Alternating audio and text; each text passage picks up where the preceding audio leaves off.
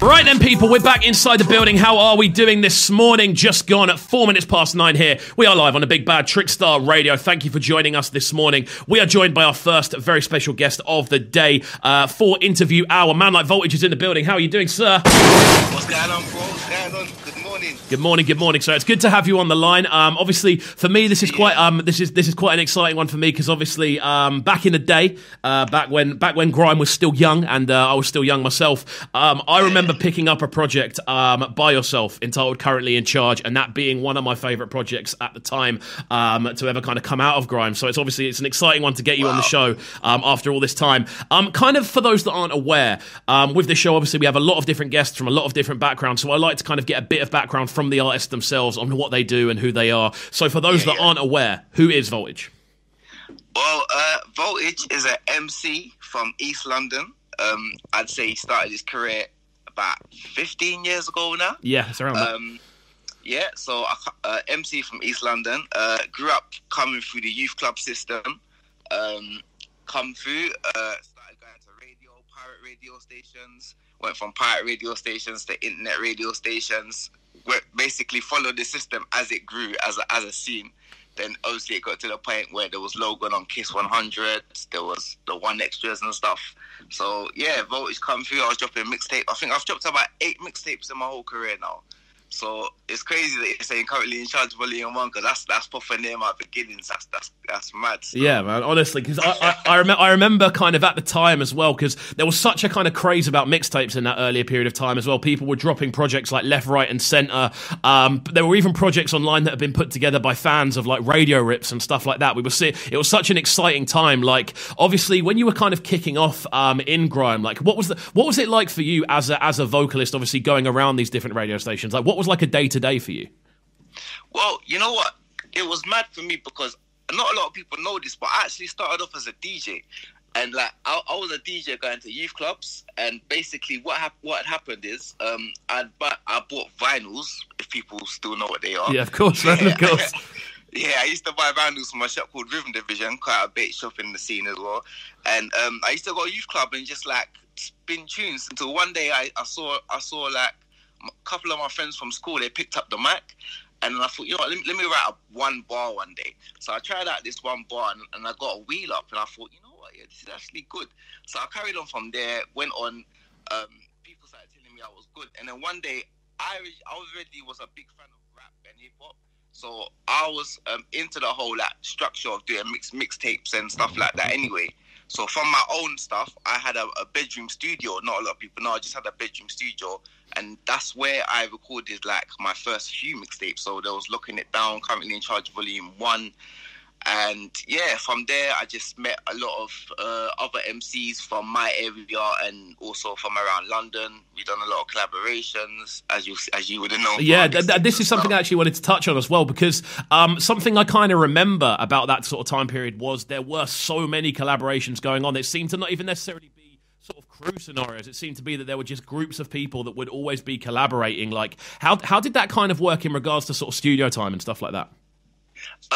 Well, for me, it was because I went to school with, you know, Maxter. Of course, obviously. Yeah. I won't lie. Do you know the reason I know Maxter? How? Because we clashed on Beat Boss. Oh, really? Yeah. Was it you that clashed him? Yeah. Okay. Yeah, I remember that still. That was mad. I was there that day still. I didn't even realise, man. There we go. Well, I mean, anyway, back to sort of collaborations and stuff like that. You were talking about going to school with Maxter. Yeah, basically. So with him, I just met Maxwell in the playground, basically. So that me and him meeting was just someone showing me, this kid's hard in school. Then I just went back to my yard, just recorded from there. Then obviously I met people along the line, like Reels, he's from Bow. We got together, started doing a few bits. Nutcase, all these people, they're local to me, innit? So it was more of, I heard of their name from, not from the scene, but from the area sort of thing. And I got to meet a lot of people, obviously, Criminal and them man, they're from Plastow down the road from me. So I was kind of born in the area where the scene was. Kato went to my school, so like his mum was showing us all his music from when I was year 7, year 8.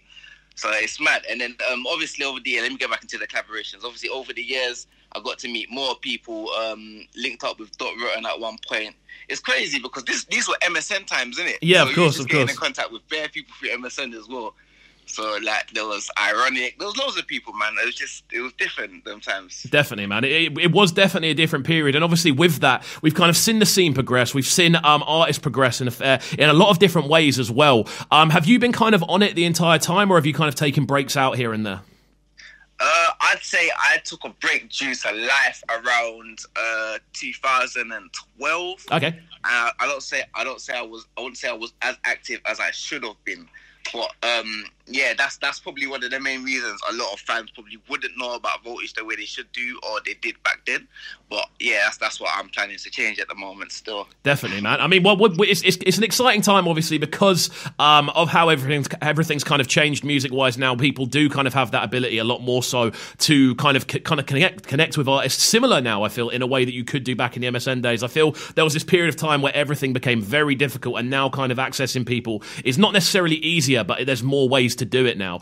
And obviously this is something that's quite interesting with collaborations. We opened up with a tune from yourself alongside Melvius and SK, track entitled Fall Back With It. So talk to me about how that one came together. Okay, with that one, that's like a group of MCs that we kind of wrote together in. It wasn't exactly a crew, but it was just like a group of 6 to 7 MCs that we thought was all levels. So we thought, yeah, we're all from the same sort of ends and that we wrote together.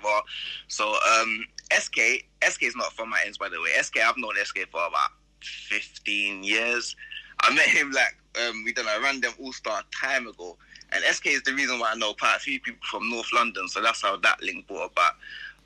But yeah, Marvelous, SK, we used to be part of this little clique called Shelly-Ann, and we used to roll together, go to sets and just shut it down together. So I just got 2 Shelly MCs, just made this song really. Amazing, man. I mean, a lot of background stories here, yeah. But this is what I kind of like, and I like the thing about that with yourself, where there's still that kind of original sort of energy where it's like, you know what, let's just link up and make a tune. And I feel that's kind of not necessarily diluted now, but I feel it's not as potent as it kind of was then.